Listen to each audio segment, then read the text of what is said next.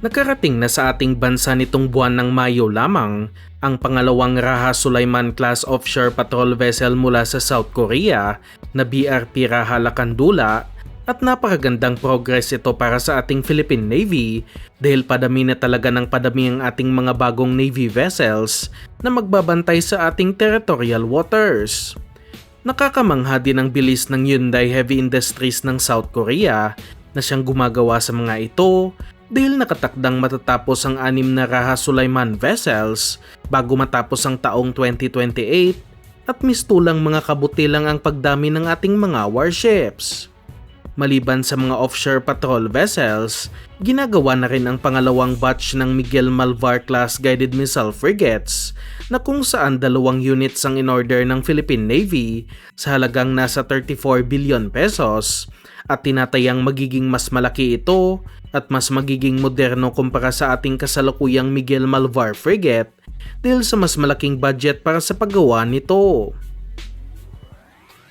Nakatakda na ring i-deliver ng Indonesia ngayong taon ang unang landing platform vessel para sa ating Navy at nakakasabik talaga ang mga updates na ito dahil sa kahit limitado lang ang budget ng AFP Modernization Program ay nagagawan pa rin ng paraan upang makabili ng maraming mga warships upang protektahan ang ating West Philippine Sea.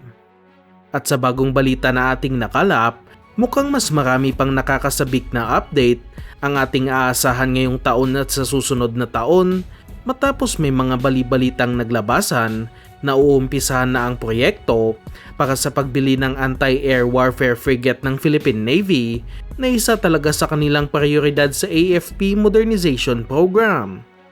Ang anti-air warfare frigate ay isang klase ng warship na kung saan dinisenyo upang magpabagsak ng airborne targets at protektahan ang mga kasama nitong warships laban sa papalapit na missiles, mga drones at mga kalabang aircraft, kaya hitik din ang anti-air warfare frigate sa mga anti-air missiles. Alam na rin natin na ang ating mga Navy vessels tulad na lang ng mga Tarlac class, pati na rin ang ating mga Rizal class frigates ay kulang talaga sa pangdepensang mga armas at kapag tinarget ito ng mga missiles ng kalaban ay hindi talaga makakapalag ang mga ito at kailangan ng anti-air warfare frigate upang protektahan ang iba nating mga Navy vessels.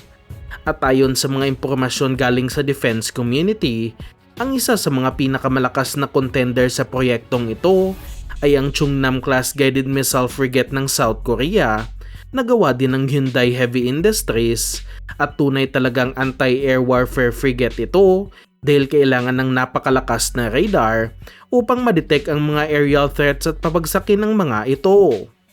Mayroong tinatawag na integrated sensor mast ang Chungnam class frigate na kung saan mayroon itong 4-sided na active electronically scanned array radar o AESA radar na kung saan nagbibigay ng 360 degrees na coverage kaya walang blind spot ang naturang radar at may kakayahan din umano itong makadetect ng stealth targets.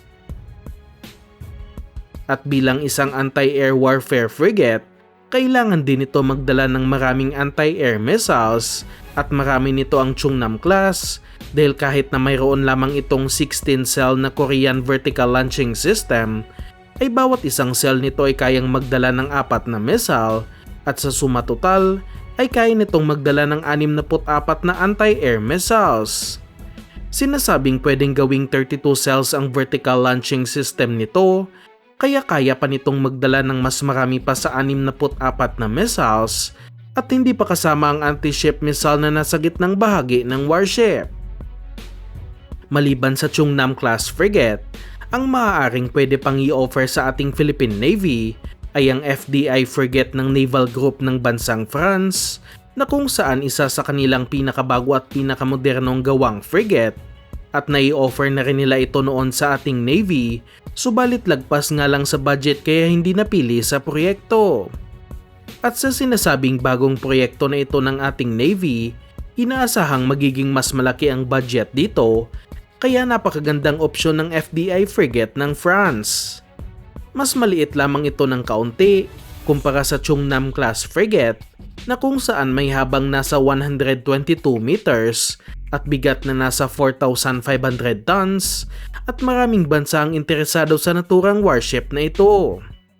Gumagamit ito ng Thales 4D AESA radar na mas malakas kumpara sa radar ng Chungnam class at kaya umano nitong makadetect ng 800 na aerial at surface targets at may detection range ang radar ng nasa 500 kilometers, kaya ibang level na talaga ang radar nito.